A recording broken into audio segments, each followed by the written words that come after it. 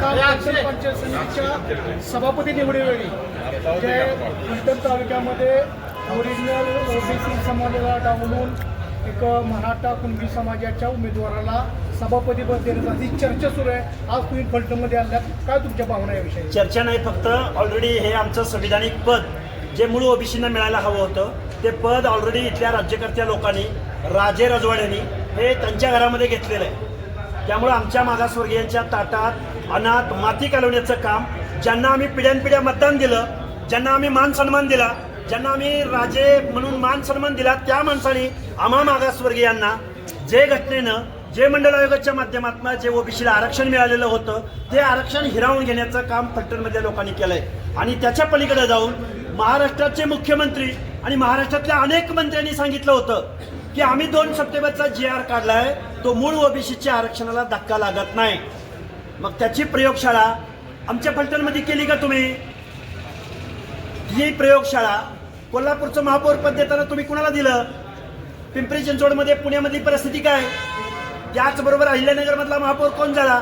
त्याचबरोबर छत्रपती संभाजीनगरमध्ये काय? दौंडचा नगराध्यक्ष कोण झाला? अशी शेकडो उदाहरणं आमच्याकडे आहेत. त्यामुळं इथल्या राज्यकर्त्या लोकांनी ओबीसीच्या अनाथ माती घालवण्याचं काम केलेलं आहे. आज रोजी ओबीसीचं आरक्षण संपलेलं आहे. हे झालं पंचायत राज निवडणुकीमधलं. MPSCची यादी घ्या, UPSCची यादी घ्या. शिक्षण आणि नोकऱ्याच्या एंट्री पॉइंटला बोगस सर्टिफिकेटचा सुळसुळाट या महाराष्ट्रामध्ये सुटलेला आहे आणि मूळ ओबीसीचं आरक्षण संपलेलं आहे. ओबीसींना माझी विनंती आहे, आपल्या लेकरा बाळांसाठी, आपल्या आरक्षणाच्या संरक्षणासाठी तुम्ही एकत्र या, अन्यथा गुलामीमध्ये त्यांची गुलामी करायला तयार राहा. सर, आपली पुढची भूमिका कशी असेल? हे बघा, 24 तारखेला 24 मार्चला फलटणमध्ये ऐतिहासिक असा मोर्चा होईल. लाखोच्या संख्येनं आमचं आरक्षण कसं संपलंय, आरक्षणाच्या संरक्षणासाठी फलटण हे क्रांतिकारकांची भूमी आहे. फलटण हे ओबीसीची भूमी आहे.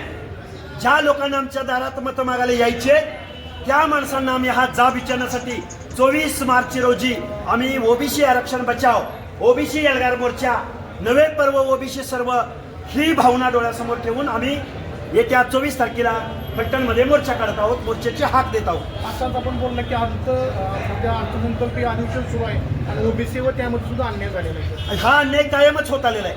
ज्या फुले शाहू आंबेडकरांनी देशाला दिशा दिली, ज्या फुले शाहू आंबेडकरांनी पुरोगामी विचार महाराष्ट्राला दिला, त्याच महाराष्ट्रामध्ये ओबीसीना 0.5% वर बजेट दिलं जात नाही. ही शोकांतिक आहे. आज आमचं पंचायत राजमधलं आरक्षण गेले तर आम्हाला एवढे वेत नाहीत, पण आमच्या हक्क अधिकाराची तिजोरी इथले कारखानदार महाराष्ट्रातले आमच्या बोडक्यावरती बसून आमची पिळवणूक करण्याचं काम करतायत. हे आम्ही ओबीसी बांधवांना समजावून सांगू. 24 मार्चला जो आपण मोर्चा काढताय त्या मोर्चाला ओबीसी समाजातील किती जाती तुमच्या बरोबर? सगळ्या जाती, कुणीही मागे राहायचं कारण नाही. आणि आमच्या ओबीसी जातींबरोबरच विजयंती अबकडे सगळे येतील, SBC येतील, मायक्रो ओबीसी येतील. मायक्रो नाही, मेजर ओबीसी आम्ही 60% आहोत. पण आमच्या बरोबर SC आणि ST बांधव, दीनदलित बांधव, बहुजन बांधव सुद्धा येतील. आज आम्ही जात्यात आहोत, तुम्ही सुपात आहात. आज अॅट्रॉसिटी कायद्यासंदर्भात मंत्रिमंडळातली माणसं बेजबाबदार वक्तव्य करतायत, त्याचा सुद्धा निषेध करायला इथं आमची आंबेडकरी जनता येईल, हा आम्हाला विश्वास आहे. शेवटचा प्रश्न आहे, बारामती विधानसभा मतदारांची पोटी होऊन लागली आहे, त्या संदर्भात आपली भूमिका असेल? आमच्या ओबीसीचे हक्क, अधिकार, अडचणी मांडण्याचा प्रयत्न आम्ही करू. त्या निवडणुकी संदर्भात मी इथं बोलणार नाही, मी बारामतीच्या डायसवर ते बोलीन. साहेब, दुसरा एक असा मुद्दा आहे की राष्ट्रवादी BJPचे सर्व कार्यकर्ते आहेत, पण कदाचित त्यांना जर वरून प्रेशर आलं, कोणी प्रेशरला भीक घालणार नाही. इथं सगळे निवडून आलेले सदस्य आहेत, अनेक पदाधिकाऱ्यांनी राजीनामे दिलेले आहेत. अरे आम्ही जनतेसाठी आम्ही आहोत आणि ज्या जनतेच्या जीवावर आम्ही राजकारण करतो. पण ते मोर्चात सहभागी होतील का? सगळे होणार सामील, आणि जे कोणी होणार नाही त्यांना शुभेच्छा आहेत. म्हणून आम्ही आमच्या हक्क अधिकारासाठी, संविधानिक तरतुदीसाठी आम्ही घरी बसायचं अजिबात चालणार नाही. बरोबर. ओबीसी सारा एक आणि फलटणच्या क्रांतिकारी नगरीमधून या एल्गार मोर्चाची सुरुवात होईल. म्हणजे नक्कीच मोर्चाला सगळे सहभागी असतील, राष्ट्रवादी असतील, BJP असो, सगळे असो. लाखोंचा जनसमुदाय येणार, लाखोंचा. हे कुणाच्या लेकीचं लग्न नाही, कुठल्या पक्षाचा मेळावा नाही, कुठल्या पक्षाची पार्टीचा इथं नाही, पण कार्यकर्त्याची बांधील आहेत काय BJPची, राष्ट्रवादी? अरे आम्हाला विचारत नसाल काय बांधील की? अरे गुलामी काय करताय? गुलामी नाही, फलटण तालुक्यातील काही होणार नाही, सगळे येतील. ओबीसी एकजुटीचा